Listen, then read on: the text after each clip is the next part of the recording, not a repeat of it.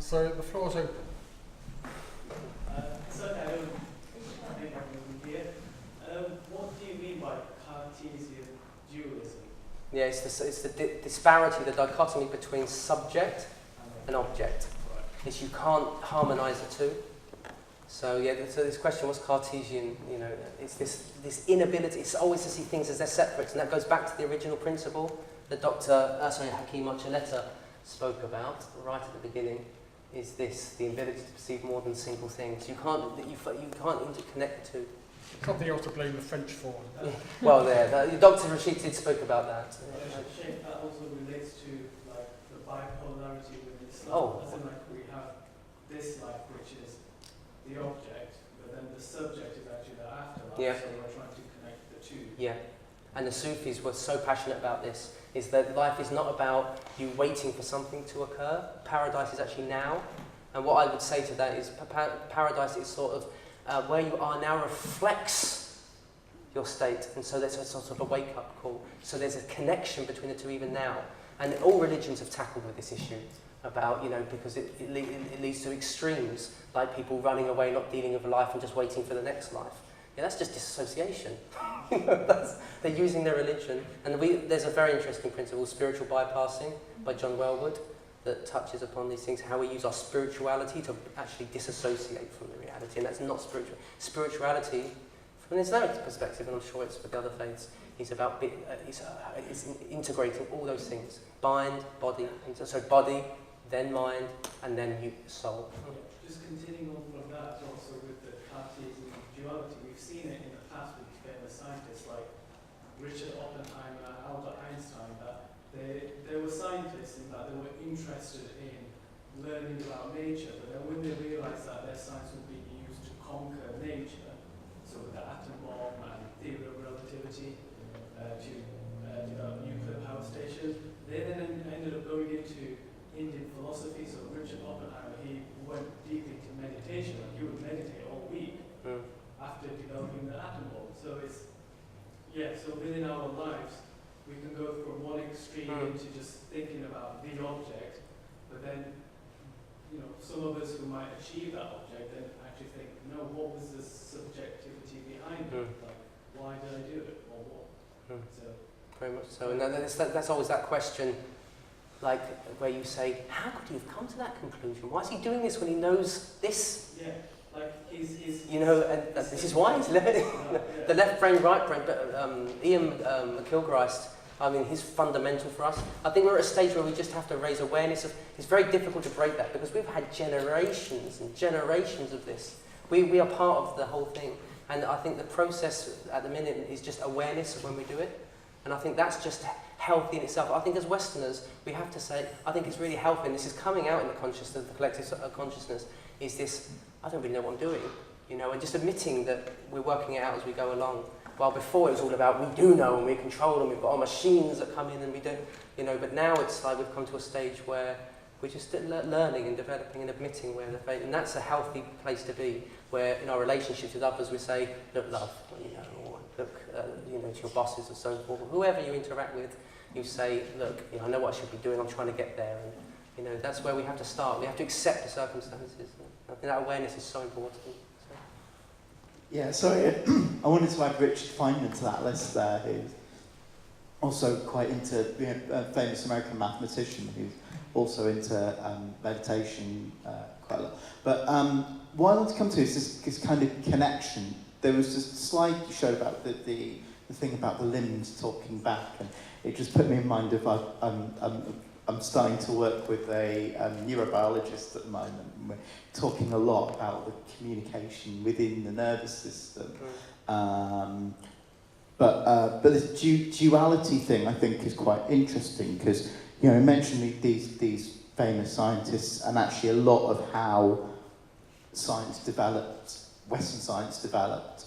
But now, particularly in universities, there's a real, atomization of thought and everything, and it's like that slide up there, that simultanagnosia, that is, precisely how modern academic research works in the UK right now.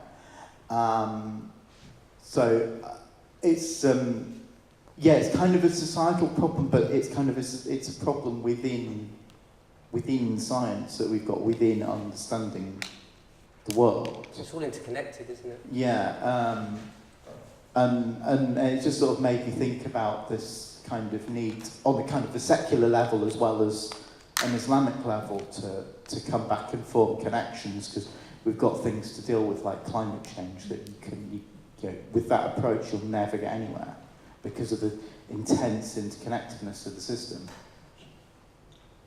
So is there a question there? More comment, I think, but I did have a question which is slightly different, which is about this awareness, because it made me kind of smile in a weird way, because I have chronic pain, and my awareness, when I focus my awareness on the body, is intense pain and can't move. So I have to ignore my body in order to function. Thank you, that's a very fascinating point. Sorry, would you like me to address that? Yeah. So, people who've been through trauma, let's just talk about trauma. In this body work, the natural thing is when you've been through trauma is to disassociate from the body because you've had an experience that you can't sort of understand and comprehend. And so disassociation is not negative. It's a necessary part of life to disassociate at times when you're overwhelmed. Okay? But then it's about coming back after that. And for people who've been traumatized and gone through very, it's very difficult for them to come into the body, or immediately they disassociate. And so this is gentle work. And somatic experiencing specifically, Peter Levine's practice, is we always work first and foremost on positive resourcing, and we go very gently. It's incremental steps until we can come back into the body. And it has to, for people that are in that sort of state, sometimes they do need guidance, because it's like the hero's journey. They're going into a new world, and you need your allies, you need your spiritual mentor that comes in there. So, for example, when I do my work with Hakeem, now I said to Hakeem, I want to study this work you're doing, and he says, yeah, first you've got to be my patient. I was like, oh no, I don't want to do that. But I had to do the work myself. And where there's someone there guiding you through that is so profound. And obviously, when you try to do this work on your own, I'm the first to admit I'm lazy. Yeah, and it's so hard for people that, as I said, if they've suffered from pain, is you can't do it because you just instantly, it's an automatic reaction. So when people in those situations, they need someone initially to come in there just to get them on the path. And even myself, with this work, I did about probably 10 sessions with Hakeem, and you needed that. And even to this day, what's so practical about this approach is, it's not about necessarily sitting down and just sitting there for half an hour. I'm doing this now when I'm talking with you. I'm feeling my body. It's something so practical. It becomes your way of communication with your body and the world around you. And so it's about, oh, do I have to do something else in my life? It's not. You're doing it already. You're just unconscious of it. But for people that, as I said, have had trauma or body pain, they feel cheated by their bodies, or their bodies feel cheated by them, and vice versa. So they do need that guidance. Does that sort of help? Yeah, I've chosen to deliberately to start working with my body to actually do more physical. Yeah, and you have to go gently. This is so important because the classic massage where no, it's good, I need it. Yeah. You're violating your body there. Your body needs, and this is why rolfing and massage and stuff initially, that it sort of violated the body because the body needs to acknowledge and take on board at its own pace. And we come in and we'll fix it. Just put your leg up like this. And he's like, and he went, are you comfortable? And yeah, I think Mrs. Navy, sorry, I can't remember. Sorry. Told me a fascinating hadith yesterday, which I think is relevant to trauma and body work. Would you like to repeat it? Just about the companion. We need the microphone for those at the back. But I hadn't heard this before, Idris. So I think it's relevant for both of us. Sheikh already knows this, no doubt. Does, right. But basically, it was when the companions came from the Battle of Badr, obviously it was the first battle in Islam. Right.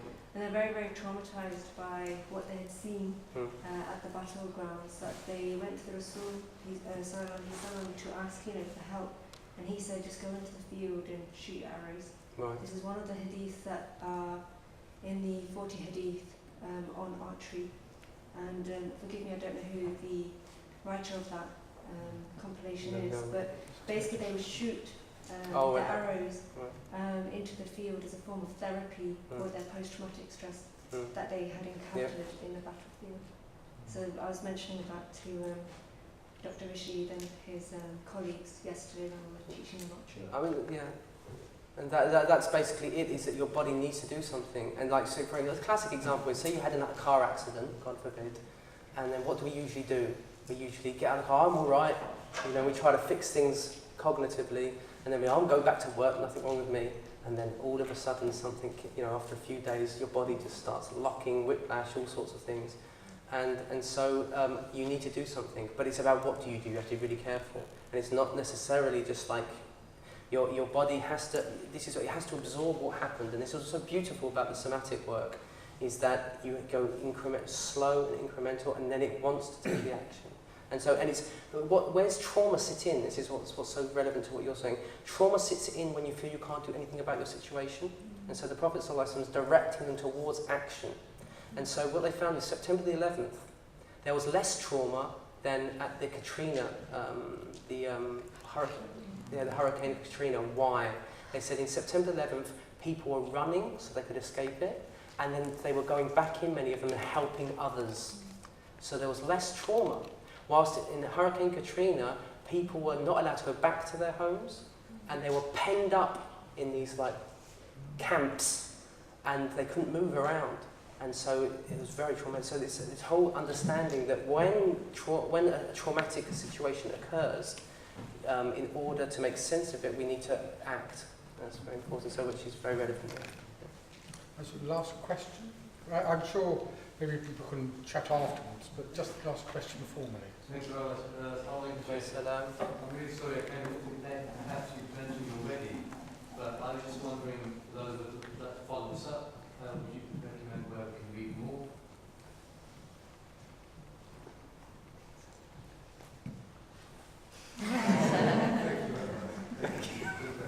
Yeah, as I said, if people want to email me, you can just start with Peter Levine's work. It's very important. He's got one of his books. It's a Pacific. It's very practical. So it's a practical approach to this work. And so I can't remember the title of that one. Healing something, I think it's called. It's a very small one with a CD. It's got a guided CD to it. So that's a start to it. But just a general, if you go online, a general 10-minute, 15-minute body scan exercise, just to get use of sensations. So what I put up there, if anyone wants to take a picture of it on their phones, is just a list of what sensations are. So because a lot of us don't know what we were talking about. I had one Arab actually was really interesting. He was asking me, "What do you mean? Is it masha'ir? Is this hawas?" And I was struggling. Arabic. How do I? Maybe Anne can help me. How do you translate sensations? I mean, hiss. What's so important about masha'ir, shu'ur, is that it comes from sha'r, which is hair. So it's so subtle. You know, your hairs pick up on something, which is really fascinating. That hiss. I don't know what the. Yeah, and then we've got. So you think it's the hawa. The problem is when we say hawas, we say hawas al-khamsa, which is the senses. This is what Daniel. Daniel Siegel talks about the sixth sense. The five senses is not this. This is the sixth sense. And then he has a seventh sense, which is our interconnectedness. He has called the Wheel of Awareness, Daniel Siegel. You can get this all online free, where he has a practice as well of this. So it's just a starter, communication. But it's not the be and end all. Even Eugene Gendin, he says it's not healing, felt sense, but it's a bridge. Because there's something beyond that. It's about getting used to the language. Okay? So don't think by just doing body scans every day, suddenly I'm going to be healed from my trauma. And that's not necessarily the case. It's more complex than that. But it's a start. Does that answer your question? Of course, yeah. Thank you very much. Okay, thank you very much. Well, thank you very much, Idris. I learnt a lot. I was fascinated. And you do it so eruditely, in a very difficult new subject, really. Thank you all of you for asking the questions, which has, enriched us all. I know that the two talks we had this morning, taster talks and with yours, there's more to go into here. There's a lot of interest, and I think if we can, maybe arrange a day in Bradford with the Hakim and Sheikh Idris, myself, maybe some others, and we explore these areas more. So I'll leave a sheet of paper outside, and if you want to leave your email or email Idris or the Hakim or myself, and we'll see if we can get something together later in the year. So thank you very much indeed.